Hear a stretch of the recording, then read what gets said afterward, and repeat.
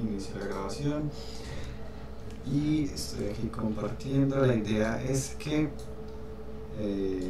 revisemos la tarea. Para la revisión de la tarea pues vamos a tener una, como habíamos dicho, pues vamos a tener una revisión aleatoria entre las personas. Como iniciamos pues ya un nuevo como módulo, pues ya se resetean las probabilidades. Este proceso lo hubiera hecho más rápido, seleccionadas de acá y ya.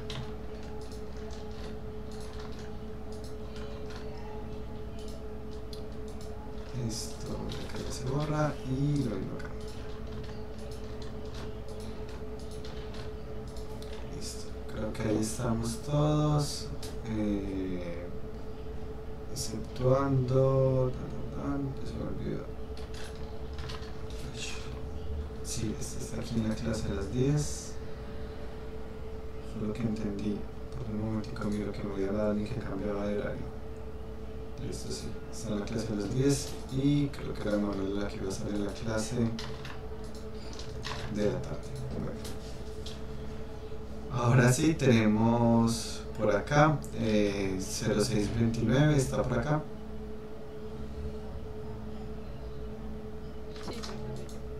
Listo, súper bien.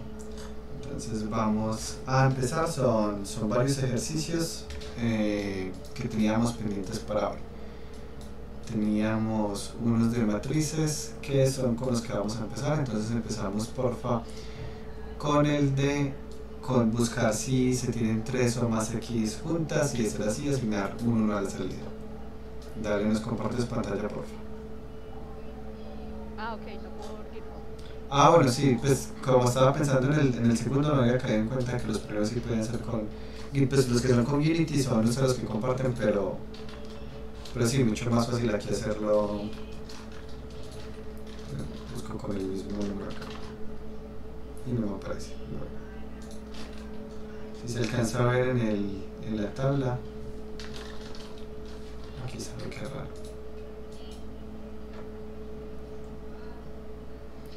¿Y cómo se llama? Matrices X. Listo, súper bien. Listo, sí, no, dale, bueno, acá entonces. Dale. Listo. Bueno, tú nos habías dado un código base, ¿eso también lo explico? Sí, un poco. Bueno, entonces lo primero que se hace es el comando pues para asignar aleatoriedad. Luego definimos el arreglo de los valores que queremos que tenga nuestra matriz, que son iones, os y x. Luego definimos cuántas filas queremos que tenga y cuántas columnas. Y lo del contador de las x y contador de las os, ignorémoslo porque eso es para lo de los personajes. Entonces, luego se define la matriz de nuestro tablero, pues nuestra matriz inicial, que la llamamos tablero, y la de salida, que va a tener 10 filas y 15 columnas, ambas. Luego hacemos un ciclo para asignar los valores. Entonces creamos una variable que es el índice, que tiene un valor aleatorio, y luego le asignamos a los tableros un valor aleatorio. Listo, aquí por si acaso este índice del que nos está hablando acá es, si sale un 0 pues es porque va a ser un guión, si sale un 1 pues va a salir un guión, si sale un 2 va a dar una O, si sale un 3 va a dar una X, porque aunque sea un número aleatorio, ese número se evalúa acá en estos valores de acá, y ahí es, y por ese lado, perdón, quito esto acá, y por este lado es que va teniendo sentido lo que estamos hablando. Así, continúas por favor. Listo. Lo de abajo de if tablero igual igual a x, ignorémoslo porque también es lo del porcentaje. Listo. Y abajo es lo del tablero de salida, que está lleno de guiones. ¿Listo? Listo, estoy acá, sí. Sí. Entonces, esto es para mostrar la matriz de entrada, la matriz inicial. Entonces, para eso hacemos un ciclo y pues lo que hacemos con el console.write no sé cómo se llama ese palito, Ujú. es para pues básicamente organizarlo, para que se vea entendible, pues para que luego de cada valor ponga el palito y que se vea pues organizado. Listo, dale Isabela, continúa. Luego, ahora sí, hago el ciclo de proceso. Entonces, para eso, hago un ciclo que se repita, o sea, que se repita el número de, cero es filas, número de filas y dentro de él, bueno, y pongo que se repita el número de filas menos 2 porque, bueno, creo que se va a entender más adelante, pero como vamos a analizar el valor en la posición actual más los dos siguientes, entonces realmente solo necesitamos que se repita las veces pues, de la cantidad de valores que hay menos 2, porque si no nos sale un error, porque si dejamos que se repita hasta el último valor, estaría analizando ese último valor más los supuestos siguientes dos valores que no existen. Entonces saldría un error. Súper bien. Luego de este ciclo, meto otro ciclo que es para que se repita las veces de las columnas y es básicamente lo mismo. Pues sí, con el menos 2. Luego, dentro de eso meto un condicional que es si el valor actual es igual a x, entonces ahí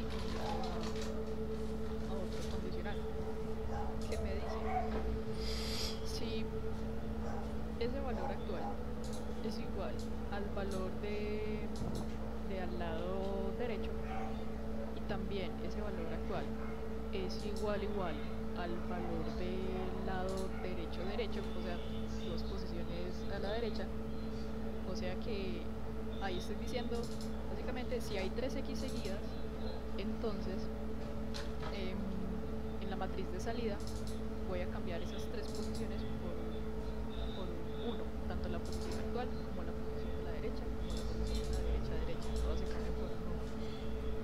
Y el siguiente condicional es básicamente lo mismo, solo que con el primero yo cambié, pues yo estaba analizando como la posición de las Columnas. columnas.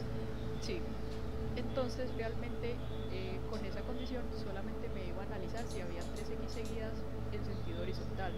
Ujú. Entonces para hacerlo en sentido vertical tenía que hacer otra condición con las filas. Exacto. Entonces hice lo mismo, solo que en lugar de poner i j más 1, ahora pongo i más 1, que representaría las filas, Sí. i más 2, y así sucesivamente, y hago lo mismo con la salida. Listo, súper Luego, bien. Y ahí pues ya se repite para la O, el mismo proceso. sí, solo que lo cambio los valores de salida por 2. Ajá. Listo, no, súper bien. Hasta ahí voy a explicar, ahí está muy bien y ahí es completamente válido. Voy a explicar un pequeño error que hay con este, pero pues no es para preocuparse, realmente era un error que era pues casi que de esperarse que ocurriera. Y es que hay unos casos muy específicos donde no va a funcionar. Aquí me traje todo el código para mostrarlo. Voy a modificar aquí las probabilidades para que pues siempre me salgan O's o X. Me voy a poner aquí otro, pues un guión, pero solo uno y más probabilidad de X y de 2. Y miremos en este caso,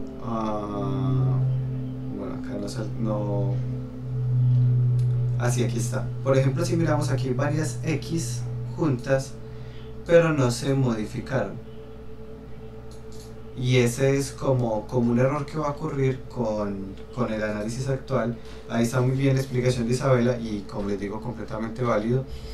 Lo único es que vamos a ver cómo corregimos este detallito de que no nos está buscando ni en la última fila, ni en la penúltima fila, ni en la última columna, ni en la penúltima columna. Es decir, el análisis lo está haciendo en esta partecita de acá. Y la razón de eso es que al momento en que se recorre hasta este -2 y este -2, estamos diciéndole como, bueno, vamos a buscar en la matriz, pero vamos a buscar desde acá hasta acá. Y eso tiene sentido, porque luego cuando yo compare este con los dos siguientes, entonces llegar a sacar a lo correcto. Cuando hablamos de las filas, pero cuando hablamos de la columna significa que nunca leímos esta columna y que nunca leímos esta columna. Y lo mismo con la, pues en el caso opuesto, llegamos digamos hasta acá, haciendo el análisis vertical, porque claro, él va a comparar con los dos siguientes, pero entonces esta fila y esta fila de forma horizontal no se analizaron. Es un error pues muy difícil de ver, por eso les digo que esta solución era completamente válida. Sin embargo, pues ya les voy a mostrar yo ahorita, después de llamar a otra persona, cuál era la respuesta, como digamos cómo se hacía esa corrección. Ahí está súper bien Isabela, gracias por la explicación. Y ya pongo aquí, anoto para la bonificación, que sería, un momento por acá, Isabela con doble L Martínez. Martínez, ¿cierto? Sí. Listo, súper bien. Gracias Isabela. Y ahora vamos a seleccionar a alguien más. 8629 está por acá para que explique el de la probabilidad. Hola, profe, yo. Listo, súper bien. Brian, ¿lo subiste a Git? Sí, está en GitHub.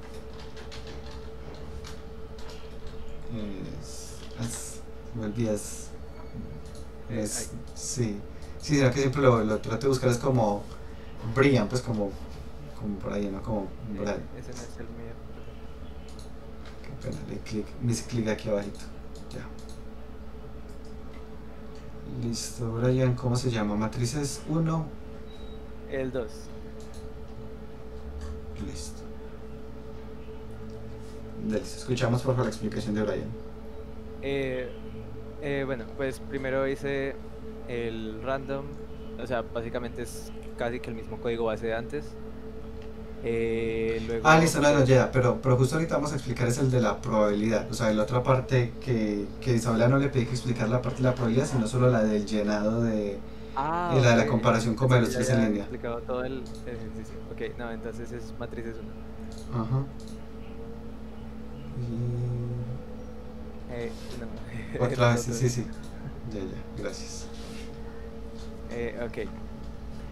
Pues el código dice básicamente lo mismo, sino que aquí ya puse las variables para el ejercicio 2. Exacto, sí, aquí está. Entonces miremos acá y son tipo double list. Sí, o sea, puse los int, que son los contadores para las x, para las o y para el guión, y pues el total, que sería para saber cuántos datos hay en total en la matriz. Listo. Y los double es para almacenar pues el porcentaje de cada cosa, de cuánto hay de cada cosa. Y pues ya ahí es un for que lo que hace es que revisa toda la matriz, tanto filas como columnas, para mirar que si en esa posición hay una X, pues se le suma el contador de X. Si hay una O, se le suma el contador de O. Si hay un guión, se le suma el contador de guiones. Y luego de eso, pues el total de todo lo que hay en la matriz pues sería la suma de todos los guiones, todas las O y todas las X que hayan en la matriz. Y luego pues hago la fórmula del porcentaje en cada una y pongo el console.writeLine de que diga cuánto hay de cada una y ya. Eso, súper bien, gracias Brian. Ahí pues para tener en cuenta no hacía falta sumar todos, porque yo sé que la cantidad de datos es n por m, o sea si son 10 filas y 15 columnas el total es 10 por 15. Entonces okay. no valía la pena pues como sumarlos, pero igual, o sea, pues en vez de poner la suma podía poner total n multiplicado por m. Exactamente. Okay. Ya, entonces acá igual voy a mostrar la solución. Gracias Brian. Bueno, lo mismo que de pronto se me sale olvidando. Vale, listo. Y acá lo ponemos. Ese es el código que les voy a explicar con la corrección de los bugs, y lo mismo que acabo pues de darle feedback a Brian. Acá, como habíamos visto, tenemos unos valores aleatorios, dos matrices, una matriz de entrada, una matriz de salida. Se generan los datos aleatorios, se presentan los datos, y acá lo que tengo es la probabilidad. Para la probabilidad yo declaré directamente los double de promedio x y promedio, es decir, no voy a hacer una variable para sumar y luego otra variable para el promedio, porque no me interesa saber el total, solo el promedio, entonces pues no voy a gastar más variables. Cada vez que encuentro una x, la variable se incrementa. Cada vez que encuentro una variable o, la variable se incrementa. Luego de esto, que vamos a hacer, a multiplicar la suma que me haya dado multiplicado por 100 dividido n por m, que es lo que les decía, porque este de acá ya es el total. Entonces acá está este por igual, pues es porque es lo mismo que poner igual a este, que es el que tenía toda la suma, multiplicado por 100 dividido el total. Sin embargo, pues como existe el operador por igual, pues podemos ponerlo con esta notación. Es decir, a lo que ya había sumado, multiplíquele 100 y divídalo sobre el total. Y ya ahí me da las probabilidades. Si miran, yo no estoy contando los guiones. ¿Por qué? Porque solo hay tres tipos de datos. Hay tres tipos de datos, que eran este y este.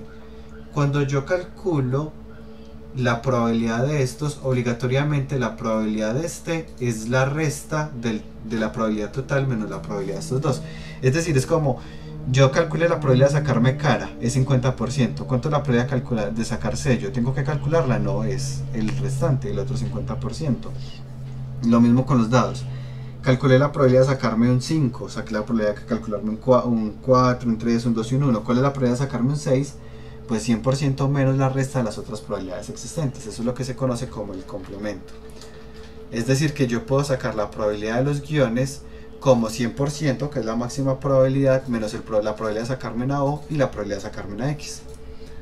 Ya miremos aquí el resultado, me lo muestra aquí: porcentaje de X 27%, porcentaje de 2 24% y porcentaje de guiones 48%. Si notan, no estoy teniendo tantos decimales, es porque en la visualización, o sea, justo donde lo muestro, no me interesa modificar el valor original. O sea, el valor original podría tener tantos valores como sea. Pero al momento de utilizar el Graylen, estoy utilizando el mat.round con 2 decimales, para que cuando se le muestre la información al usuario, pues no tenga demasiados decimales. Es básicamente como está, aquí lo vemos, con solo 2 decimales. Y aquí esto es más óptimo porque no utilice dos variables, una variable para sumar y otra variable para sacar la probabilidad. Y siguiente, no utilice una variable donde los contaba todos o una variable para contar los guiones, porque la calculé directamente con el complemento. La idea es que ahorita que vamos avanzando mucho más en el curso, tratemos de optimizar un poquito más. Digamos que originalmente yo, cuando hacía los ejercicios de clase, siempre lo hacía de la misma forma: un contador entero que lo sumaba, luego un dato tipo double para la división. Pero era porque quería que quedara muy claro el concepto del operador más igual o del operador más, para ir incrementando y luego la división. Pero ahorita que ya vamos como más adentro de la programación, pues podemos empezar a utilizar una sola variable para cumplir ambos objetivos. Y aquí ya esto es una optimización más desde los conceptos matemáticos, en donde yo puedo decir que la cantidad total de datos n por m, y que puedo calcular el otro como el complemento. ¿Es claro esta parte de la probabilidad o hay alguna pregunta?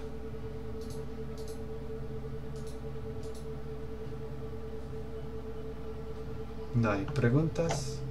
Súper bien. Entonces voy a continuar por acá a explicar la corrección que le mencionaba a la solución de Isabel. Vamos a hacer dos recorridos. El recorrido horizontal, vamos a recorrer toda la matriz con todas las filas, porque vamos a hacer un recorrido horizontal, pero vamos a ignorar las dos últimas columnas, de modo que cuando él llegue a comparar el dato 5 tenga el 6 y el 7, pero el 6, como no hay con quién más, pues simplemente ahí para. Entonces aquí está recorrido horizontal de todas las filas, pero dos columnas no.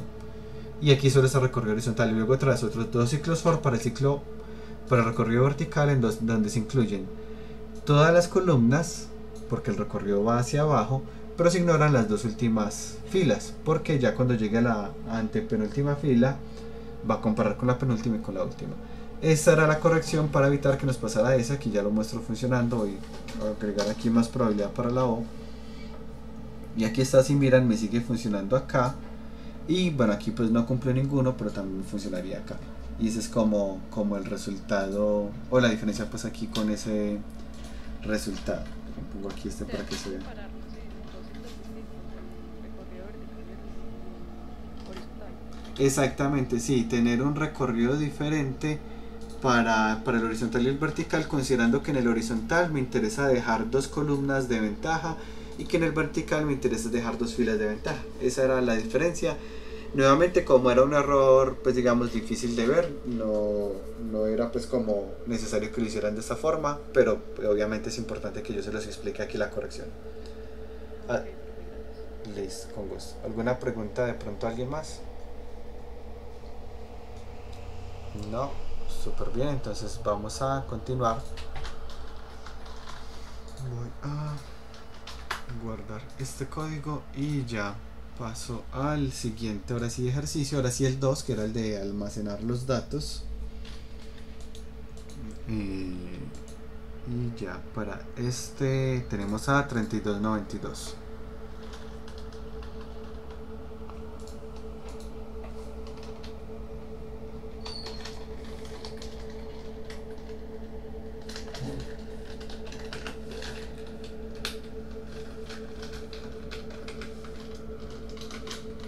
Ahora 0629. Profe, yo otra vez. Ah, bueno, por aquí no la había borrado de las probabilidades. Un momento, perdón, la borro.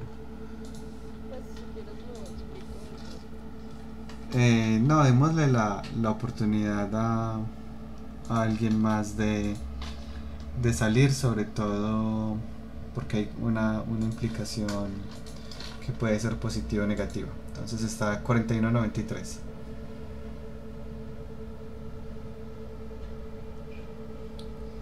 4193 está por acá, ¿no?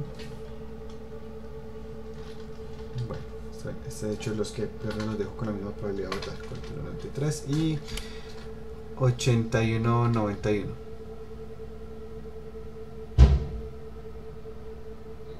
Hola, profe. Yo. Y lo tiene en el Git de pronto. Pues lo intenté y subí lo que logré, pero sé que no funciona. Sí, si me puedes decir qué es lo que está mal, se llama intento fallido código o algo así. Sí, sí. Listo, dale un momento, perdón, lo paso que no quedó con código de colores y es más difícil de leer. Listo, ahora sí. Bueno, Ok. perdón, yo miro aquí primero rápido. Aquí está la parte de ingresar la coordenada, pero estaba dentro de un ciclo for. Listo, bueno, no, aquí de entrada el primer problema es que yo no debería preguntarle dentro de un ciclo for a la persona si va a ingresar una coordenada, porque entonces casi que le estoy pidiendo tantas veces como datos que ingrese un dato, pero no era como lo que se estaba pidiendo. Y aquí, pero esta parte de acá está más o menos bien, solo que lo que la persona estaba ingresando no era el dato siempre era una X. Lo que la persona ingresaba eran 2 datos que eran dónde lo quiero ingresar, en cuáles posiciones. Ya vamos a escuchar igual la explicación de alguien más, y ahí de pronto queda un poco más claro, si no ya lo explico yo. Última, digamos, posibilidad 2087. Hola, lo tiene en el Git. Listo.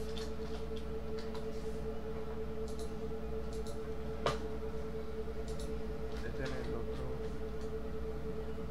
Está ahí, sino. No, me devuelvo. En matrices. Ingresar. Ingrese posición. Listo, súper bien, dale. Pues. No creo que utilicé el código base solamente hasta la entrada. Ujú. Explico. No, ahí no hace falta. Pues hasta aquí. La parte modificada. Sí, hasta aquí fue la entrada. Y aquí se imprimen los datos. Listo, continuemos por acá. Pues la cosa, lo que hice es que la persona ingresaba, para que ingresara los datos, le dije que ingresara los datos en N, ya luego creé en posición N que los ingresara, luego le escribí para que ingresara M,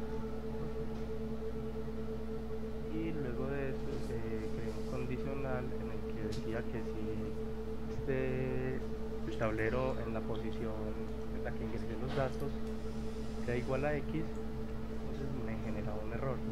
Decía que en la posición cual ingresé estaba ocupada. Lo contrario, ingresaba en el tablero en la posición en la cual yo había puesto una X. Un ciclo para que lo cree para que otra vez me volviese a imprimir, pero ya con el modificado. Listo, súper bien, Juan José. Ahí lo único es que solo le funcionó de una vez. Esto es un poco más como el concepto de validación y era mejor haber utilizado ciclos para poder que funcione para cada persona, pero yo voy a leer si el enunciado pronto no se presta. Sí, no, pues básicamente en el mío no lo especifica, entonces ahí está bien. Normalmente cuando uno se equivoca, pues uno no le dice al usuario cómo se equivocó, ya su vida termina ahí, sino como, bueno, vamos a darle la posibilidad de corregir, de modo que él pueda como volver a verificar, pero no importa, pues como no está explícito en el enunciado, no hay ningún problema. Es Juan José, ¿qué apellido? López tiene tilde al lado, López. Bueno, aquí López, listo. Ahora voy a mostrar yo la solución. Ella está bien, Juan José. Ya les comparto yo la versión mía, que es de acá.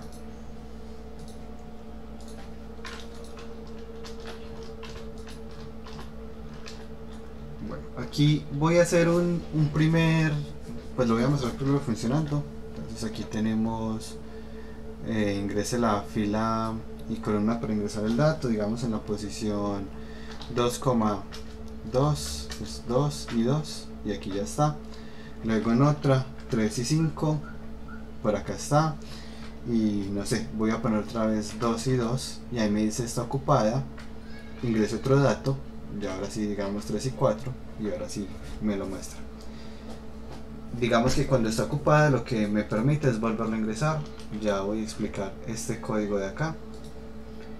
Y bueno, tengo la primera parte que creo que es clara para todos. Se recorre la matriz y con esta matriz lo que estamos haciendo es verificar que no esté, perdón, vamos a darle unos valores iniciales en guión. Y luego aquí creo un loop infinito que es el que nos va a permitir que la persona ingrese valores constantemente. Aquí se le va a preguntar cuál es la fila y columna, se van a leer los datos de la consola, se va a preguntar si ese dato ya está ocupado, se le dice que la casilla ya está ocupada, de lo contrario se guarda la X. Aquí es donde tengo una pequeña diferencia en el código que quiero aprovechar para recordarles el tema de funciones. Es decir, yo aquí puedo tener, digamos, los ciclos for con los cuales yo puedo mostrar los datos de salida, ¿cierto? Aquí puedo poner un ciclo for que me recorre todas las filas y todas las columnas y me imprime los datos una vez modificados. Y asimismo, pues yo para poder mostrar la matriz inicial podría mostrar aquí antes del ciclo infinito, podría mostrarla de modo que uno vea como esta matriz inicial antes de empezar a llenarla. Sin embargo, pues vamos a aprovechar algo que vimos hace raticos cuando vimos factorial, y es que uno puede crear sus propias funciones. Entonces vamos a corregir aquí pues hacer un cambio, y es que yo puedo guardar todo esto dentro de una función. Esa función le puse aquí como nombre imprimir matriz. Imprimir matriz recibe como parámetro, esto lo vamos a seguir estudiando mucho más tarde, por ahora pues es normal que tengan dudas de esto. Recibe como parámetro cuál matriz va a imprimir y tiene el mismo código que les estaba mostrando ahorita. Voy a poner aquí que muestra el texto matriz, y ya cada vez que yo quiero imprimir la matriz lo que hago es que pongo esto de acá diciendo cuál matriz quiero mostrar, que es esta, y acá lo mismo, no muestro todos los datos sino que solo le digo imprimir matriz y me va a seguir funcionando tal cual. Esto digamos que va de la mano, esto de crear nuestras propias funciones es casi que todo o una parte muy importante del foco del curso que viene, que es programación orientada a objetos. Por ahora explicado de forma muy superficial, uno puede crear sus propias funciones. Para eso pondría static, por ahora es static, yo sé que es raro porque no lo hemos explicado, pero es static es porque aquí en el main también dice static. Si en el main dice static, aquí debo poner static. Si no dijera static, no tendría que poner static. Luego vamos a entender más de esto cuando estemos trabajando en el proyecto. Void, que significa que no devuelve nada, también lo vamos a ver más adelante, el nombre que yo le quiera poner, y aquí la información que va a recibir esta función. ¿Qué información va a recibir? Una matriz, pero una matriz tipo texto. Esto es lo que le estoy diciendo acá. Luego esa matriz que recibió acá la voy a recorrer todas sus filas, todas sus columnas, y a mostrar el resultado. Estas líneas de código que están acá se van a llamar cuando llegue acá. Entonces cuando llame imprimir matriz, ¿qué va a pasar? Que va a entrar hasta acá. De hecho, pues podemos hacerlo con un F11. Voy a poner aquí una matriz bien cortica para que lo podamos ver como el paso a paso. Miremos que aquí el código viene, crea la matriz, aquí la hace dos veces porque es lo hace cuatro veces, perdón, porque es una matriz de 2×2. Luego cuando llega a la línea de código de imprimir matriz, miremos qué pasó, que desde acá saltó hasta acá, y aquí lo que hace es ese código. Luego de hacer este código que termina, que son 4 veces, va a seguir el ciclo infinito. Va aquí, bueno, aquí me preguntan el dato, digamos en la posición 0,0, y cuando llega acá otra vez a imprimir, miren que vuelve y salta acá abajo, en donde vuelve y hace esa operación. Es decir, que nosotros podemos tener un código más organizado si nosotros creamos nuestras propias funciones que se encargan de hacer partes del código que se van a repetir muchas veces. Como yo tengo un código que estoy escribiendo lo mismo 5 veces, más bien lo guardo en una función y llamo a la función esas 5 veces en lugar de escribir el mismo código, perdón, múltiples veces. Estas son funciones, nuevamente esto lo vamos a estar trabajando mucho durante lo que viene del curso, y lo van a trabajar pues demasiado en el curso que viene orientado a objetos. Pero de entrada pues aproveché para ponerlo como ejemplo. Ahora poniendo un ejemplo más avanzado, este no es ya como el que les tenía en los enunciados, sino uno que hice para seguir explicando el tema de matrices. Supongamos que uno quisiera hacer un juego tipo 3 en línea, pues tipo Tricky, es el nombre que creo que se le dice acá. En este juego pues básicamente va a ser muy parecido.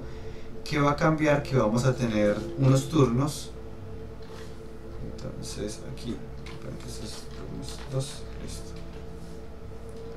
aquí entonces tengo el tablero, empieza la persona que pone la X y los va a poner separados por coma. Digamos, bueno, yo voy a poner en la posición 2,2, y aquí está la X.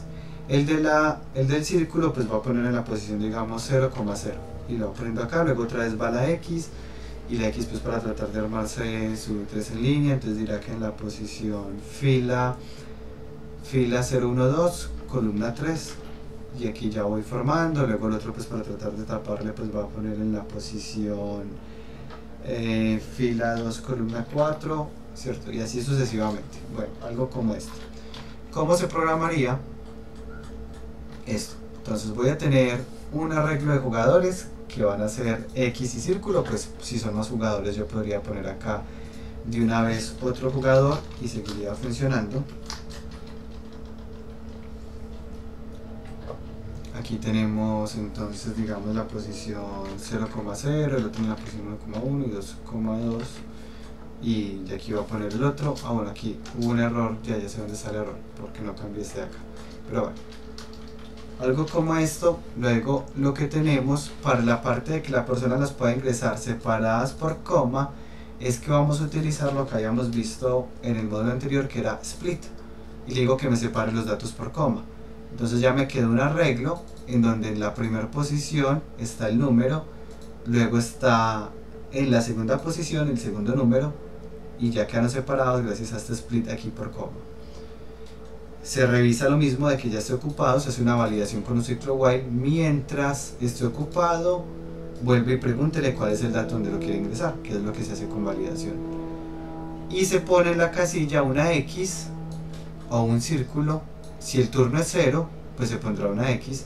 Si el turno es 1, se pondrá un círculo. Y luego se incrementa el turno. Acá yo podría poner un condicional. Si el turno es mayor a a 2, que el turno vuelve y sea 0. Pero también lo puedo hacer con un módulo que ya habíamos visto. Cuando valga 4, entonces me va a dar... perdón, cuando valga 0 está bien, cuando valga 1 está bien, cuando valga 2 me va a volver a dar 0, cuando valga 3 me va a dar 1, cuando valga 4 me va a volver a dar 0. Es lo mismo que tener un condicional para irlo reiniciando como lo habíamos trabajado alguna vez. Y nuevamente, para imprimir la matriz, pues utilizo esta misma función del programa anterior. Esa es otra ventaja de trabajar por funciones, que se puede traer unos segmentos o funciones de otros códigos para utilizar en el código de uno. Este era como un ejemplo muy corto que quería mostrarles para, digamos, mostrar que lo que hemos visto conecta con esta parte de matrices. Podemos crear funciones, podemos hacer validación, podemos utilizar un split para que la persona pueda ingresar los datos de forma más cómoda, etcétera, etcétera. Ahora, avanzando acá, tenemos otros ejercicios para hoy y específicamente eran... Profe, sí. ¿Me puede leer los números que sacaron menos 10? Es que no alcanzo a ver bien. 32, 92, 41, 93, 81, 91. Ok, profe, gracias. Ahora acá continuando, ya cambiando de tema, el tema de matrices lo retomarán en el curso de programación orientada a objetos. Sin embargo, pues ya que saben que existe, si en algún momento del proyecto lo necesitan, pues podrán utilizarlo. Ahora continuando con la tarea que habíamos quedado, era hacer 3 proyectos. Voy a seleccionar 3 personas y cada uno va a mostrar uno de los resultados. En este caso pues no habría forma de verlo por Git. Bueno, no habría una forma sencilla, no es que no haya forma, porque Git también se puede conectar con Unity, pero no es lo que vamos a hacer nosotros. Y vamos a seleccionar acá 0629. Profe, yo otra vez. No entiendo qué pasa con esta probabilidad, que estaría haciendo mal con la probabilidad. No importa, yo miro acá mi fórmula que... No, o sea, estoy tomando literalmente entre todos los datos aleatorios, que es esta suerte la de Isabela. Pero bueno, Isabela, compártenos por favor pantallas y miramos. Ya voy. Luego de Isabela se van alistando... Voy a tocar anotar en 2. 2087, pero 2087 ya también había salido, como sé. Sí. ¿Qué puedo estar haciendo mal que me está saliendo? Pero no veo nada mal en la fórmula. Creo que es pura coincidencia, me imaginaría yo. Voy bueno, entonces presenta Isabela y ya voy a verificar por dónde voy probando aquí varios valores, pero no sé si están saliendo todos. Simplemente fue como un tema de, pues aquí en esta línea de acá se alcanza a ver, no sé por qué justamente en las probabilidades. Sí, no, está bien, listo. Entonces vemos pantalla de Isabela y luego Isabela se prepara, Angie no está, se prepara Alex, pues 5287 está por acá. Creo que no. 5240, perdón, 5240. Y luego entonces de Isabela iría Catalina si tiene la actividad. Y aquí podemos mirar pues pueden mirar la pantalla de Isabela o mirar la pantalla mía, que estoy mirando la pantalla de Isabela, también pues debería funcionar. Ya estoy viendo la pantalla de Isabela. Listo. Solo una de ellas y nos explica como los parámetros con base en que los eligió.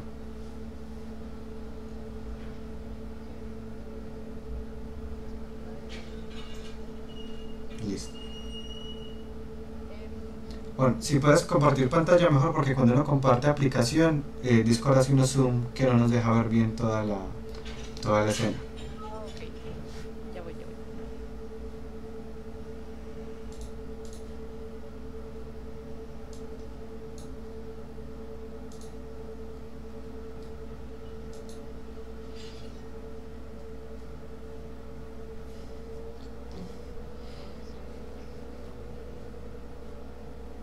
a play o explico como los elementos? Espera, porfa que cargue y ya, ya le digo. Pues no sé, ahora sí, listo. Sí, dale primero play y luego ahí sí miramos, pues primero vamos el funcionamiento y luego miremos cómo está hecho.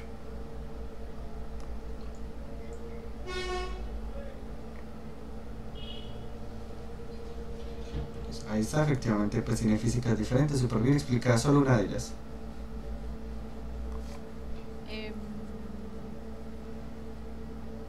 Una podría ser esta, ok. Sí, sí, la de fútbol, entonces ahí estaría el material físico, el tamaño que le puso y la parte de la textura.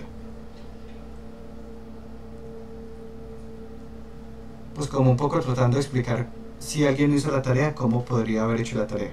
Es más o menos como objetivo.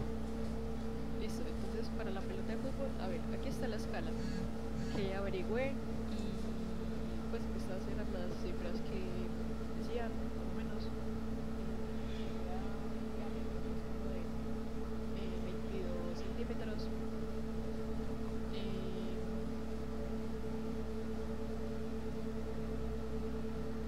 22 o 200. Sí, pues 21.5 centímetros, según lo que tiene ahí. Perdón, me fue ahí. Acá está la masa, que pues lo mismo serían 42 gramos, no sé mal. Creo que serían 420. Deben ser. Ya miro. Pues 40. Sí, porque si es kilos, gramos, para convertir a kilos es dividido 1000. Serían 420 dividido 1000. Para que nos dé punto. Sí, porque de hecho 42 gramos es muy poquito, pues. 220 gramos, perdón. Ajá. Entonces, nada, pues hice la conversión y entonces quería hacer una conversión. Kilogramos, sí. Más el material que Ajá. cogí pues una imagen de Google, que de hecho aquí está la marca de agua. Ujú. Bueno, luego pues le asigné eso al video y también le saqué el normal map haciendo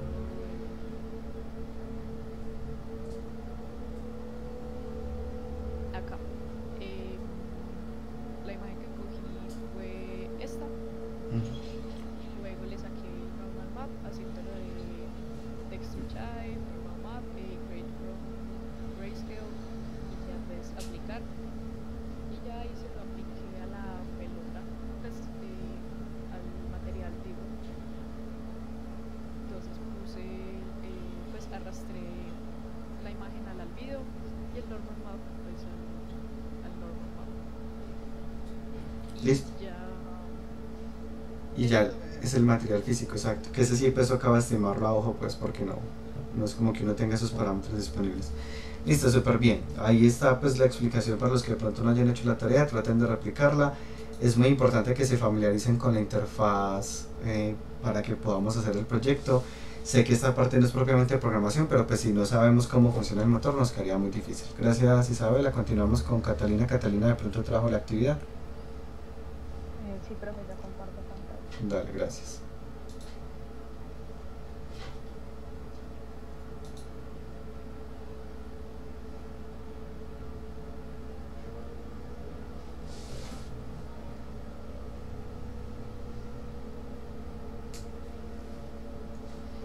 Ya ahí estoy viendo. Entonces yo hice la pelota de golf, una bola cañón y también una pelota de fútbol. Es posible que sea extraño porque mi computador no es el mejor, pero sí. Listo. Sí, se ven muy poquitos frames por segundo, pero listo, ahí está bien. Expliquemos cualquiera que no sale de fútbol, pues porque ya estaba explicada. Listo. La bola de cañón. Entonces, acá está. Ella tiene su material pues acá. Entonces tiene el mapa alrededor, que es la textura que encontré en internet. Era pues no de una bola de cañón, sino de un cañón. Ya. Y con la misma imagen pues hice para el normal map de la misma manera que hizo Isabel. Listo. Y ya acá tiene el material físico que pues tiene, acá pues tiene poquita rebotosidad porque como es pesada entonces no rebotaría tanto y pues la De aquí, la bola de cañón es de más o menos 16 centímetros de diámetro. Esa era de las más altas, de las más grandes, y pesa 12 kilos. Listo, súper bien. Ahí si miramos algo, nada más como para hacer aquí la aclaración, miremos que se ve muy pixelado, pero es porque en escala está en 1.73, baja de escala porfa al mínimo. Si uno quiere que se le vea más cerquita, pues uno movería la cámara de juego, sino que a veces es difícil mover la cámara. Por ejemplo, ubique la cámara pero en la ventana arriba de la escena, como le gustaría que se viera, o sea, como más cerquita, me imagino, o algo así. No, pero sin mover esa, no, moviendo, o sea, moviéndose usted en la escena, como le gustaría que se viera la cámara. O sea, haciéndole zoom desde allá arriba. Eso, algo. Eso, digamos ahí. Entonces dale clic a la cámara, a la izquierda donde dice Main Camera en el inspector, perdón, en la jerarquía, y presiona Control Shift F. Eso, y ya ahí la cámara imita la misma posición. Ya ahí faltaría subirlo un poquito porque estaba muy abajo, pero siempre que uno ya llega como a la ubicación que uno quiere, Control Shift F, y ya ahí él imita la misma posición. Listo, muy bien Catalina, ahí estaría completo. Ahora vamos a pasar al tema de hoy. Ya les miran otra vez por favor mi pantalla, por acá, creo que sí. Catalina, no me acuerdo el apellido, pero solo hay una Catalina en el curso, entonces no hay ningún problema. Bueno, vamos aquí. Ahora ya vimos la parte introductoria, la idea es que nos familiarizáramos con la interfaz. Si quieren aprender más sobre la interfaz, me di cuenta que justamente, quito esto para la otra ventana por si alguien me habla por el chat, no, listo. Justamente antier salió un tutorial de Unity que hicieron en compañía con Lego. Aquí lo estaba haciendo, se ve muy interesante porque le explican a uno lo mismo, las ventanas, le explican qué son los atributos. Por ejemplo, aquí me están diciendo que agregue una plataforma, entonces que seleccione una plataforma, que es esta de acá, y la ponga aquí en el mapa, y los assets, y pues mira, le muestran todo a uno, o sea, le muestran a uno cómo puede hacer el paneo y todo el tutorial. Pues hasta ahora aquí apenas lo estaba haciendo, pero es muy chévere. Y los assets, como notarán, todos los assets son de Lego, porque fue pues como una alianza que hicieron entre Unity y Lego, y a medida que uno va siguiendo el tutorial, pues uno va probando y tiene un personaje que va andando por este mapa. Está chévere por si les llama la atención como estudiar más esta parte que es muy básica. Pues este tutorial es supremamente básico, por si creen que tienen dudas y necesitan un tutorial base, este les puede servir. Como apenas salió ayer este tutorial, posiblemente los que hayan instalado antes de antier Unity Hub no les aparezca. Posiblemente cuando abran Unity Hub les va a ofrecer una actualización. Aquí no me aparece porque pues yo ya actualicé. Y cuando uno va a crear un nuevo proyecto, por acá en templates aparece uno nuevo que se llama Lego Microgame. Asimismo crearon otros dos que son FPS Microgame, Kart Microgame y 2D Microgame. Entonces aquí está nuevamente este es un tutorial muy introductorio, pero para alguien que no esté familiarizado con Unity pareciera ser apropiado. Ya continuando por acá, vamos a trabajar ya algo un poco menos introductorio. Ya nos familiarizamos con la interfaz. Ahora lo que vamos a hacer es ahora sí pues algo ya más propiamente de programación. Voy a crear aquí esta escena, voy a tener aquí un plano y voy a tener una esferita.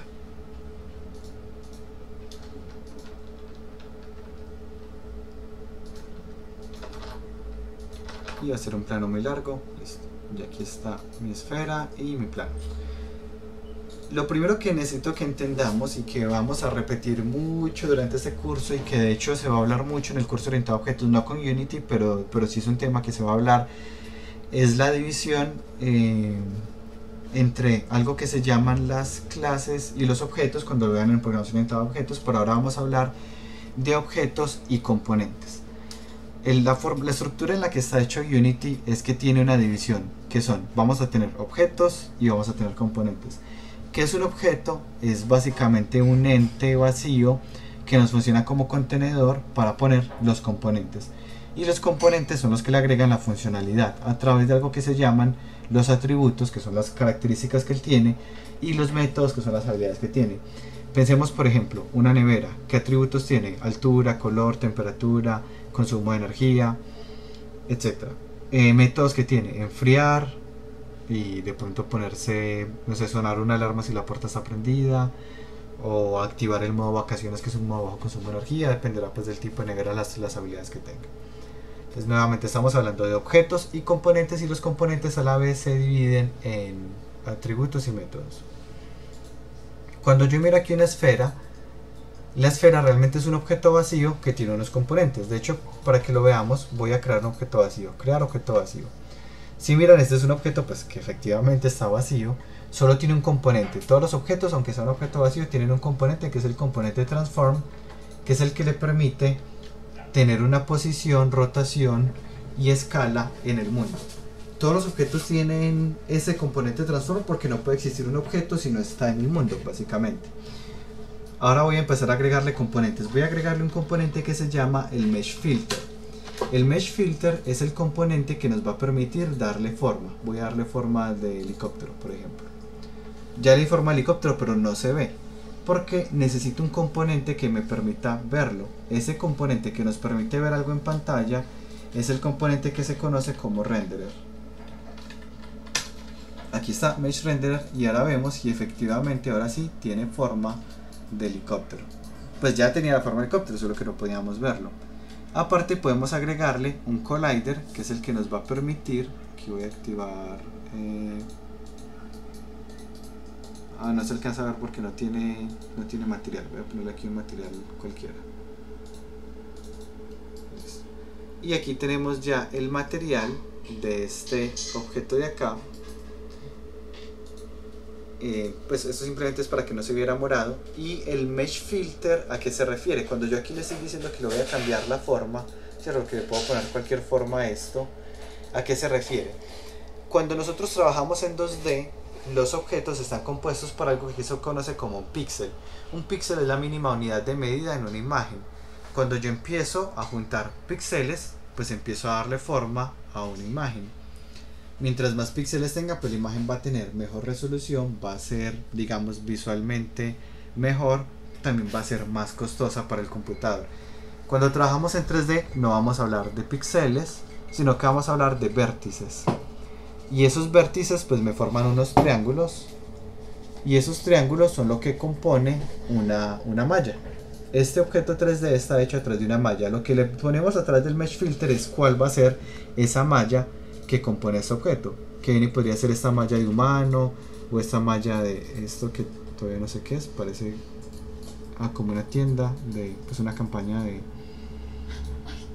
Aquí tenemos, bueno, otras construcciones, y finalmente pues por acá está el mismo helicóptero, que es el que ya había puesto. Listo. Ese es el Mesh Filter, pero nuevamente ese Mesh Filter no va a ser visible a menos de que le pongamos un renderer. Aquí de entrada podemos notar algo. Pues esto ya entrando un poquito más en tema de entretenimiento digital. En esta clase de las 10 de la mañana hay alguien que no sabe entretenimiento digital, porque la de las 4 yo sé que sí.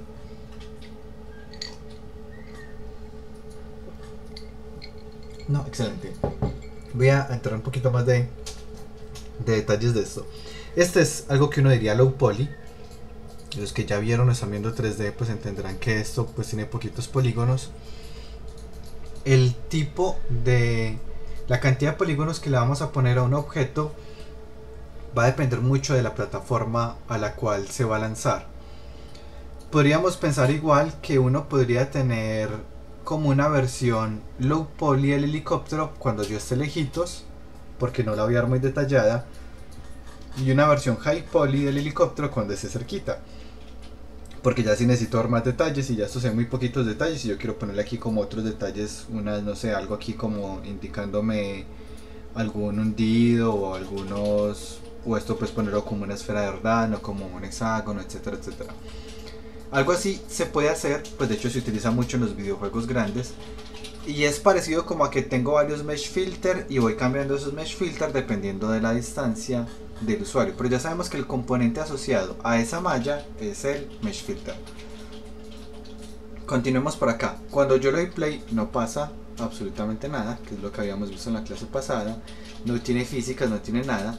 yo podría agregarle un componente que se llame, por ejemplo, el componente Rigid Body, como habíamos visto. Si quiero que le aplique las fuerzas, también puedo agregarle el componente Collider si quiero que las físicas le afecten. En general, uno puede armar cualquier cosa a través de los diferentes componentes. Voy a hacer un ejemplo un poquito diferente. Voy a hacer que el helicóptero esté volando. Le voy a agregar un componente que se llama Dolly Cart. Y ese componente Dolly Cart me va a preguntar yo dónde voy a estar volando. Voy a crear una ruta, creando aquí un Dolly Track. Esto simplemente para que lo podamos ver como en movimiento. Voy a crear un camino. Este Dolly Track realmente es un objeto vacío que tiene el componente Smooth Path, básicamente.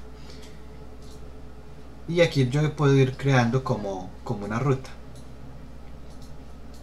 que va a ser este helicóptero. Entonces voy a hacerle que él vaya volando por acá, que luego, no sé, suba un poquito,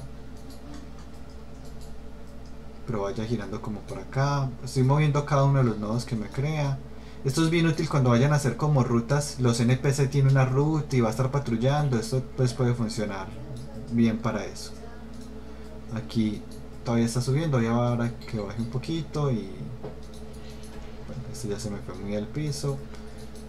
Voy a poner este como por acá y más arriba. Y voy a poner esto en loop para que termine como cerrado. Voy a quitar el plano del piso. Y ahora este objeto, que es el helicóptero, voy a decirle que la ruta que va a seguir, pues aquí él me está preguntando cuál es la ruta, le voy a decir que esta es la ruta que él va a seguir. Y le voy a poner una velocidad de 20 metros por segundo y cuando le doy play, ya tenemos un helicóptero que anda en reversa por alguna razón, pero bueno, ahí ya está funcionando. Ahí es... yo miro si me deja corregirlo aquí girando de 180 grados y si no me toca hacer un... no, esto no. Si no me toca hacer un truco un poco más incómodo, pero no me dejo, listo. Entonces tenemos un helicóptero que va en reversa. Ah, ya, pero es un error de la persona que hizo el modelo. Cuando uno trabaja los modelos en 3D, el eje Z siempre debe estar hacia el frente y el eje Y siempre debe estar para arriba. Cuando uno trabaja en Blender son diferentes, por eso cuando uno trabaja en Blender y va a exportar para Unity tiene que mirar que tenga activo Y up y -Z forward, si no le va a pasar algo como esto, que tenemos un helicóptero que anda de espaldas. Pero aquí ya es culpa pues realmente del modelador, no es un problema con el sistema de rutas ni nada. Y bueno, pues podemos ver nuestro helicóptero volando y miremos que cualquier comportamiento que yo quiera se lo voy a dar a través de componentes. Ven que yo partí de un objeto que estaba completamente vacío y ahora desde ese objeto vacío ya tengo un helicóptero que va volando por una ruta. ¿Y qué fue lo que hice? Agregarle diferentes componentes que me permitieran que tuviera esa funcionalidad. ¿Qué pasa entonces cuando yo quiero algo, un componente que no existe? ¿Vale? Yo quiero que el helicóptero dispare, necesito el componente arma, entonces uno va a buscar el componente arma y efectivamente no existe. Uno dice, ah bueno, pero como yo soy programador, yo puedo crear mi propio componente arma. Eso es lo que nosotros vamos a hacer, crear nuestros propios componentes para hacer videojuegos, haciendo uso de los componentes ya existentes en el motor de videojuegos. Ese es, digamos, como nuestro core. Cuando miramos, volviendo aquí al ejemplo que teníamos ahorita de la esfera, cuando uno crea una esfera, esa esfera ya tiene 4 componentes. Ah bueno, este ejemplo no lo tengo acá. Cuando uno crea una esfera desde cero, crear esfera, ella ya tiene 4 componentes. Esos componentes son los siguientes: tiene Mesh Filter, que es forma de esfera, Mesh Render para que la esfera se vea, y tiene Sphere Collider para que colisione. Y si le pongo Rigid Body, pues ya va a caer y colisionar, que fue el ejercicio que hicieron. Acá tengo otro ejemplo, pues que lo grabé en GIF, en el que parto de un objeto vacío, le agrego el componente luz, ya ese objeto va a alumbrar. Le agrego el componente Trail Render, este es un componente para que deje como una colita mientras anda una estela, y le pongo este color. Le agrego el componente Sphere Collider para que pues efectivamente colisione, y le agrego el componente Rigid Body, y ya cuando le doy play tenemos una esferita que va rebotando entre estas dos superficies, deja una luz y deja una estela. Miremos que todo esto lo armé fue a través de los diferentes componentes que le di a un objeto vacío. Cuando nosotros tenemos los componentes, pues nos interesa, pero cuando creamos nuestro propio componente, ¿qué nos interesa? Interactuar de alguna forma con los componentes nativos. Voy a ponerle aquí a este objeto el rigid body.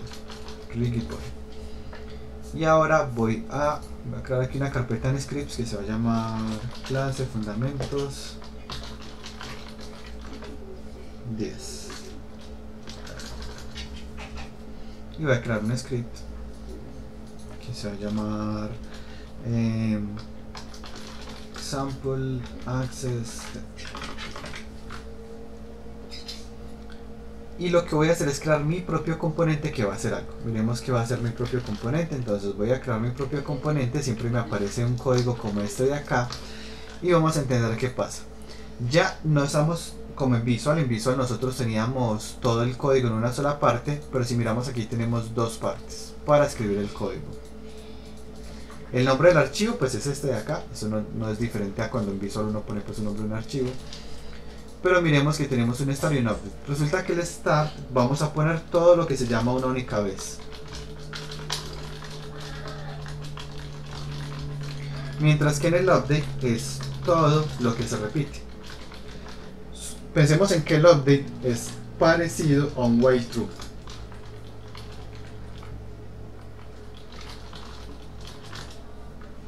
Es más o menos como es. Supongamos que yo quisiera que el personaje inicie con 100 de vida. ¿Dónde lo hago? En el start, porque va a ocurrir una única vez. Supongamos que yo quiera que el personaje se mueva. Si lo hago en el start no tiene sentido porque se movería una única vez. Yo necesito que se mueva muchas veces. Yo necesito cambiarle el color cuando inicia el juego porque tengo, no sé, tengo el mismo personaje en 4 equipos y a cada personaje se le va a asignar un color aleatorio dependiendo del equipo. Lo hago en el start porque se va a llamar una única vez y se cambia el color. Ahora miremos, aquí voy a cambiarle la masa. Pues yo la masa la puedo cambiar por acá, pero quiero cambiarla por código. Cuando uno quiere modificar un atributo, esto se llama atributo de un componente, lo hacemos y hacerlo por código. Vamos a hacer como un análisis primero derecha izquierda. Yo quiero modificar la masa, listo. La masa ¿a quién pertenece? La masa pertenece al rigid body. Entonces vamos a acceder a la masa que pertenece al rigid body, listo. Ya sé que pertenece al rigid body, voy a anotar acá rigid body, porque sé que quiero acceder al rigid body. Es como si estuviera creando una variable tipo rigid body, entre comillas, no es una variable, pero es, pensémoslo así. Y le pongo el nombre que yo quiera, por ejemplo, cuerpo. Luego de haber dicho que quiero acceder al rigid body, yo tengo que digamos darle la referencial. Voy a darle aquí igual a get component. Esa es digamos la palabra clave en Unity. Get component es con lo que vamos a hacer todo rigid body. Y ya vamos a utilizar para todo el operador punto, como cuando utilizamos la librería matemática y digamos math.sqrt. El operador punto nos permite acceder a los atributos y métodos de un objeto.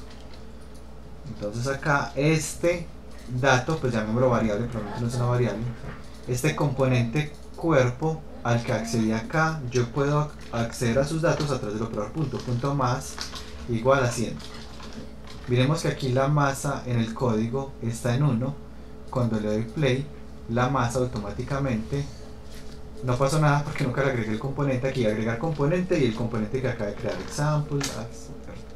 Pues le acaba de agregar un componente como nosotros que le agregaba, pero un componente que nosotros mismos creamos. Y ahora sí, la masa estaba en 1 y la masa cambió a 100.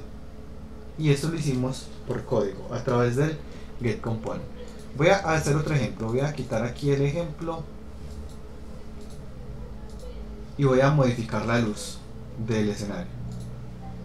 Entonces voy a modificar la intensidad de la luz. Esta es la intensidad de la luz, ¿cierto? La luz puede ser más brillante o más oscura. Esa intensidad de esa luz, ¿a qué componente pertenece? Siguiendo la lógica que seguí ahorita, esta intensidad, ¿a qué componente pertenece?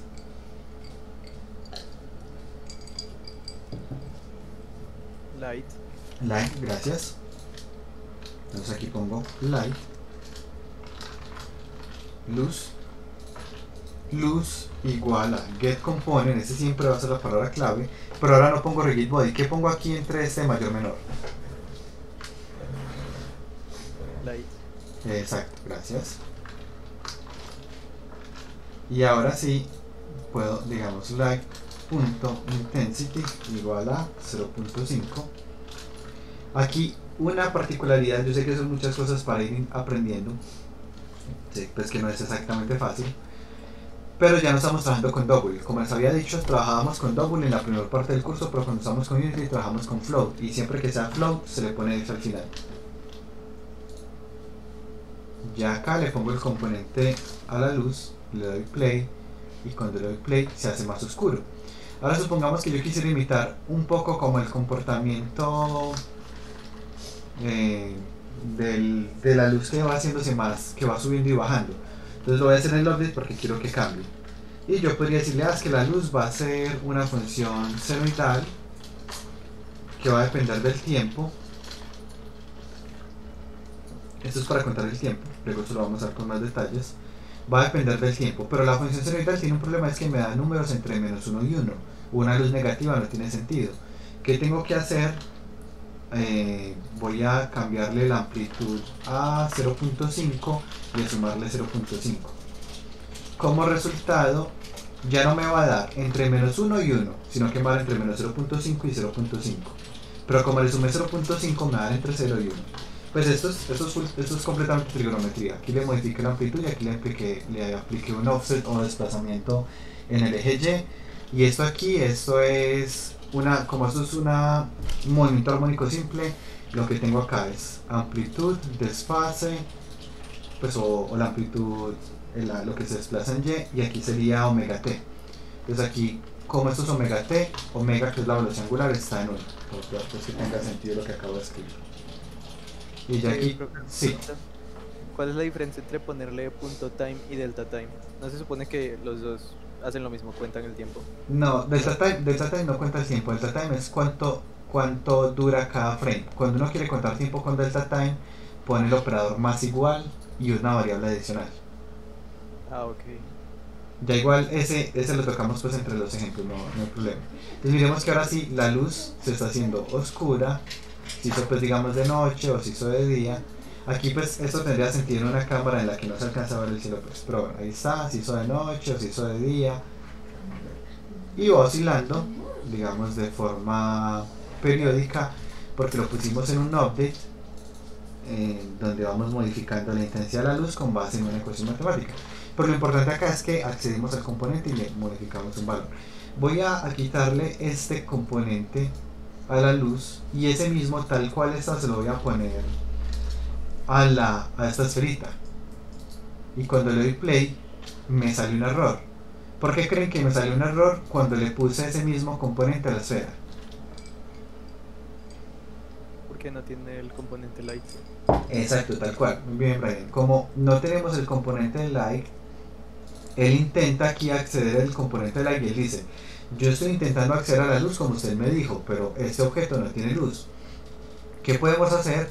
Vamos a agregarle una luz, un componente de luz a la esferita. Ya la esferita también produce su propia luz. Voy a poner bien bajita la luz del escenario para que sea la luz de la esfera la que nos llame como la atención. Y aquí le voy a poner cualquier color. Ya entonces cuando le doy play, ahora sí va a aplicar. Miremos acá, tenemos esta lucecita y la lucecita se va apagando y se va prendiendo. Pero ahora no funciona porque ahora sí la esfera tiene componente de luz. La mayoría de errores que yo noto cuando están trabajando es que tratan de obtener un componente que no tenían. Ahora sí que pena, Ana, dígame.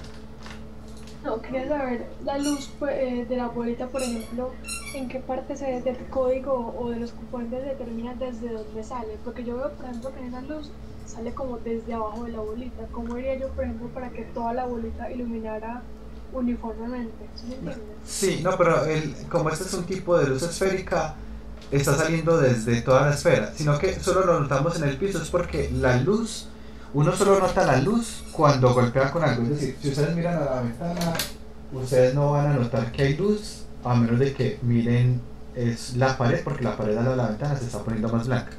Para que quede más claro, voy a poner aquí un cubo, y ese cubo lo voy a poner al lado de la esfera. Y si notan, el cubo también está alumbrando. Y si pongo el cubo arriba, también va a alumbrar. Si yo lo miro desde abajo, también va a alumbrar.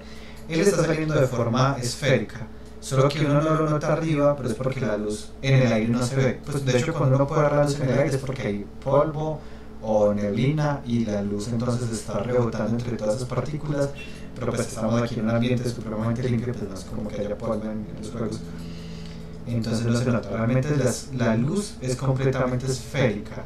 Si uno quisiera darle una forma diferente, uno podría hacerlo poniendo aquí el tipo a spot, que es como tipo linternita, ese sí es más como cuando uno alumbra una linterna, o tenemos direccional, que es la que imita la dirección del sol, que es una luz que son rayos paralelos. Pero ya si uno quisiera algo diferente, como moverle, que la luz no esté en toda la mitad, sino que la luz esté más arriba o más abajo, no podría hacerlo de esta forma, tendría que crear otro objeto diferente que tenga la luz al de la esfera. No sé si con eso me hago entender, Ana. Sí, bro, muchas gracias. Listo. Ahora, ¿cómo se puede ver que la esfera como tal brilla? O sea, no solo que emita la luz hacia los objetos alrededor, sino que la esfera como tal sea la luz. ya esos son trucos de programación gráfica. Nosotros podemos crear un material. Voy a crear aquí un material. Primero, aquí rápidamente, las luces en los juegos son de lo más costoso que hay en tiempo real. De hecho, cuando en un juego le corre lento, uno que hacía, pues que hacía, porque ya mi computador no corre lento los juegos por fortuna, iba a desactivar las sombras. Eso porque efectivamente las luces son muy costosas, hacer cálculos de luces es muy costoso. Así que cuando uno quiere que un objeto pareciera que está imitando luz, o pues como queremos como que la esfera está brillando, lo falseamos. Voy a poner aquí luz falsa. Y este se lo voy a poner aquí la esferita. La esferita va a tener un tono, digamos, medio moradito. Pero aquí en donde dice emisión se lo voy a prender. Y voy a ponerle el mismo color que le puse a la... Voy a ponerle aquí una luz un poquito más brillante. Y voy a tomar ese mismo color y se lo voy a poner en el material, en la parte de emisión. Y le voy a poner exactamente ese mismo color, no lo puedo copiar y pegar. Esperen, pásenle los números que ya se me olvidaron cuáles eran. Era 199, 195. 199, 195. 199 en HCB. 199, 195. Y ya pareciera que él efectivamente es el que está brillando y no solo la esfera. Aunque yo podría decir, bueno, yo no quiero que brille todo, sino solo en una partecita, pues le puedo poner como en cuál zona va a brillar. Digamos como que solo brille en esta partecita aquí que es como una cruz, solo va a brillar ahí y el resto va a estar completamente oscuro. Por poner pues como cualquier ejemplo, miremos ahí, pareciera que la cruz está brillando, pareciera que la cruz es una luz, la cruz no es una luz, estamos falseando la luz que él proyecta a través de la propiedad de emisión. Esto realmente no es una luz, imita una luz pero no es una luz, es mucho más barato, son los trucos que utilizan como los videojuegos. No sé, Brian, si con esto queda un poco más claro lo que me preguntaba. Sí, eso era como lo que pensaba, más o menos. Listo, sí, súper bien, porque realmente ya lo otro de poner luz en los objetos, de hecho, básicamente por defecto, tengan en cuenta que por defecto, por recomendación de Unity, no se trabaja con más de 4 luces a la vez. Y el cálculo de Unity está hecho, perdón, de 5 luces, el cálculo de Unity está hecho para 5 luces. Más de 5 luces tendría que ser que fuera un juego AAA en donde efectivamente pues vamos a correr una plataforma de alto rendimiento como una de las consolas de última generación o un computador. Pero si uno pone 2 luces en mobile y ya el celular se calienta un montón, se le acaba la batería de una y el juego corre a 10 frames por segundo. Entonces hay que tratar de cuidar muy bien el tema de las luces ya por temas de optimización de recursos. Ahora, continuando acá con esto que estábamos viendo, pues ya vimos cómo podemos acceder a los componentes. Voy a hacer un último ejemplo que voy a incluir varios temas a la vez y ya les queda a ustedes pues de tarea revisar esta presentación. En esta presentación yo hice varios ejemplos, pues aquí hay muchos ejemplos y tengo también, aparte de unos ejemplos, tengo aquí la solución de otro que es el que les voy a explicar en este momento y unos retos que, como se imaginarán, pues aquí ya va a ser diferente. Aquí pues básicamente voy a elegir a alguien al azar y esa persona al azar en la próxima clase pues va a presentar esto. Ahora, el ejemplo que les voy a dar es, pensemos en los juegos como en los runners. En los runners, uno tiene muchas veces, yo busco acá una vez, hay un runner que me gustaba que era Banana Cook. No sé si alguna vez lo jugaron. Esto es un jueguito para el celular muy sencillo. El hecho es que uno salta con tap. Pero cuando uno vuelve y presiona tap estando en el aire, él abre un paracaídas y cae más despacio. Pensé que se iba a alcanzar a ver aquí. Se alcanzó a ver justo cuando lo quité. Ahí. Entonces, ¿cómo podríamos hacer un comportamiento como que yo al presionar un botón, el personaje caiga más despacio, como imitando un paracaídas? Ignorando la parte pues, de la animación, porque esto ya es otro tema que en algún momento si alcanzamos lo podemos resolver.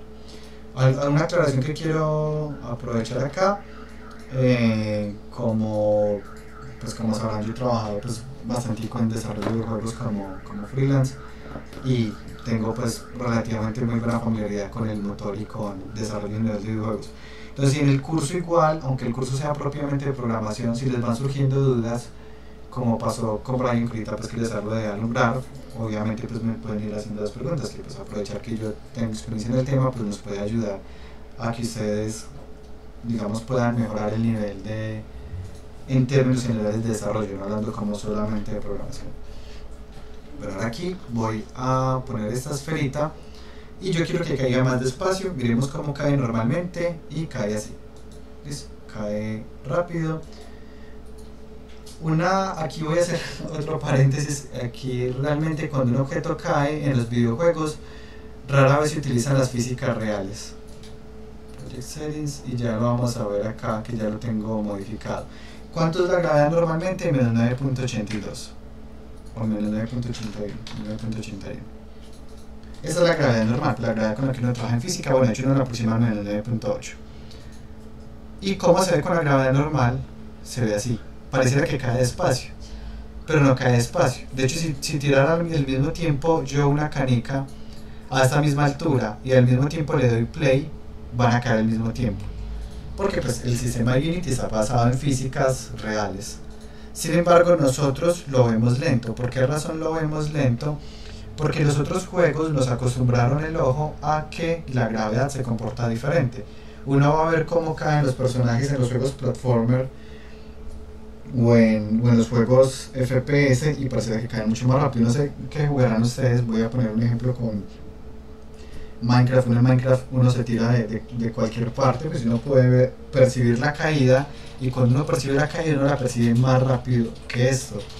O en cualquier otro, pues casi todos los juegos tienen saltos. World of Warcraft lo mismo, uno caía mucho más rápido, menos de que activar alguna habilidad para no caer rápido. Bueno, como ya los juegos nos entrenaron el ojo a que la caída debería ser más rápido, normalmente uno viene a Edit, Project Settings, Physics, y la gravedad la modifica. Normalmente los videojuegos que conocemos trabajan con el doble de gravedad, eso es menos 19.62. Y cuando le damos play nos va a parecer más normal, pero nuevamente es porque estamos acostumbrados a verlo así. No significa que así sería en el mundo real. Ahora, ya teniendo esto, voy a ver cómo puedo hacer que caiga más despacio. Y eso es a través de lo que se llama el drag. El drag es lo que se impide digamos, la fuerza que se resiste al movimiento. Miremos que cae súper despacio. Pero vuelvo y le pongo el drag en 0 y cae rápido.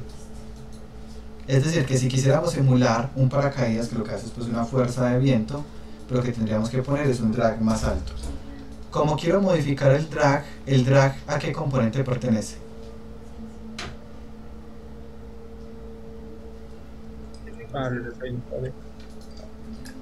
Listo, gracias. Aquí el body, cuerpo. Dejarle la luz igual, pero no afecta nada. Voy a get component, drag el body.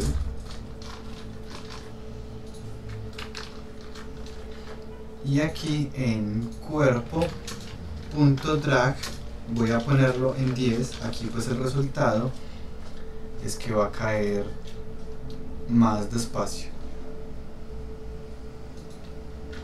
Ya, ahí está, pero pues yo quiero hacerlo cuando yo presione un botón. cuando queremos detectar botones, y aquí ya me estoy adelantando porque esto pues lo vamos a volver a ver más adelante, pero sé que no es un tema complejo y que ya la mayoría lo ha revisado, entonces veamos cómo sería. Para las entradas vamos a utilizar una clase estática que se llama input. Pensemos en input como parecido a mat. Input punto, y yo qué quiero, yo quiero obtener un botón.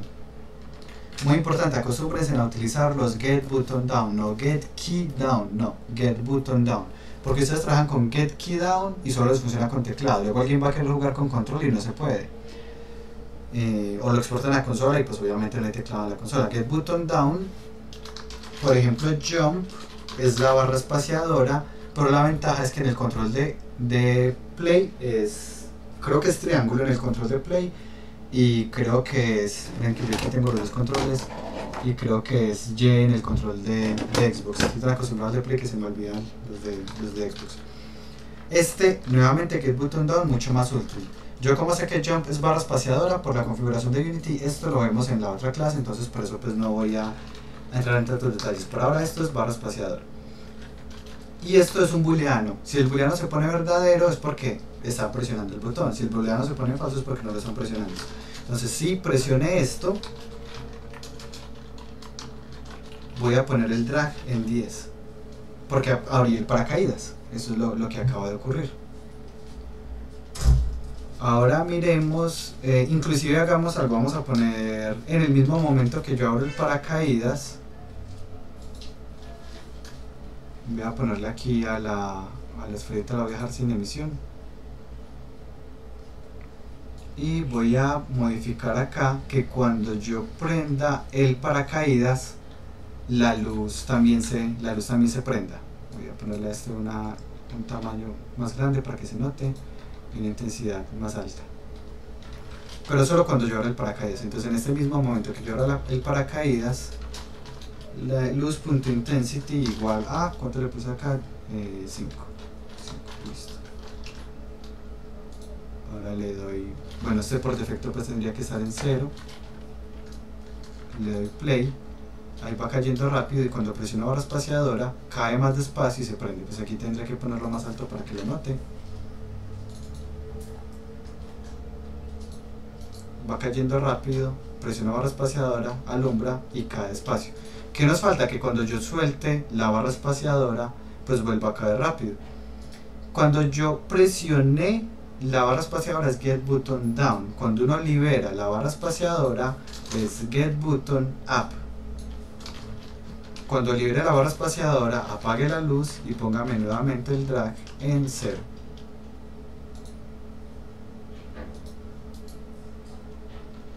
Entonces ahí cae despacio y lo apago y vuelve a caer rápido.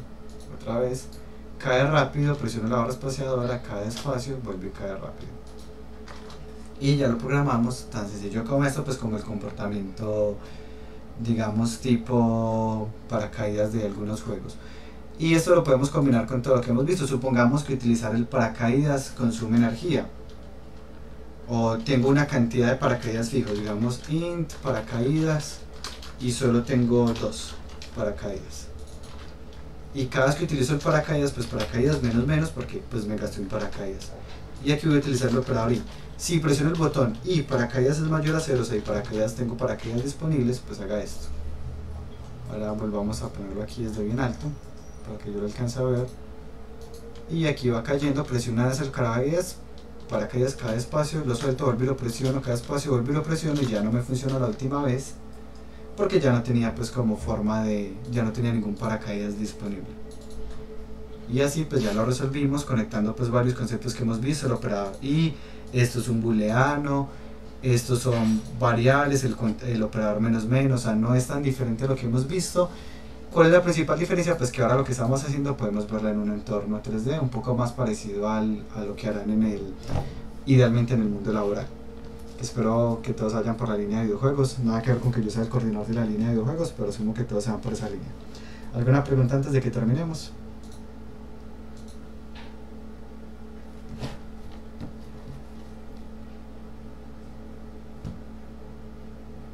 No hay más preguntas, entonces vamos terminando por hoy. Recuerden que